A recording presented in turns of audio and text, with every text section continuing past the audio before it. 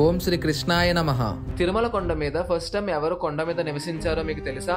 1000 years బ్యాకే 8 kilometers నడుస్తూ రోజు శ్రీవారికి అభిషేకం చేయడానికి పాప వినాశనం దగ్గరికి వెళ్లి నీళ్లు తెచ్చేవాడు తిరుమల నంబి. అలా ఒక రోజు నీళ్లు తెచ్చే సమయంలో ఒక వేటగాడు దాహమేస్తుందని చెప్పి నీళ్లు అడిగాడు. అప్పుడు తిరుమల నంబి ఇది స్వామివారికి అభిషేకం కోసం తీసుకువెళ్తున్నానని చెప్పి ఇవ్వకుండా వెళ్ళిపోతాడు. అప్పుడు ఆ వేటగాడు వెనకాలే వెళ్తూ తన బాణంతో కుండను కొట్టి ఆ వచ్చిన నీళ్లు తాగి దాహం తీర్చుకుంటాడు. చివరగా తిరుమల నంబి నీళ్లు లేవని తెలుసుకుని ఎంతో బాధపడతాడు. దాంతో వేటగాడు తన బాణాన్ని కొండ మీదకి వేసి ఒక జలపాతాన్ని సృష్టిస్తాడు. ఇప్పటి నుండి స్వామివారి అభిషేకానికి కావలసిన నీళ్లు ఇక్కడి నుండి తీసుకువెళ్ళమని మాయమైపోతాడు. ఆ జలపాతమే ఇప్పటికీ తిరుమలలో ఆకాశగంగగా పిలువబడుతుంది. ఆ వేటగాడ రూపంలో వచ్చింది ఎవరో కాదు, స్వయంగా వెంకటేశ్వర స్వామి. అప్పటి నుండి ఆ తిరుమల నంబి ఆ గుడి పక్కనే ఒక ఇల్లు కట్టుకుని నివసిస్తాడు. అలా ఫస్ట్ టైం తిరుమల నంబి తిరుమల కొండపై నివసించేవాడు.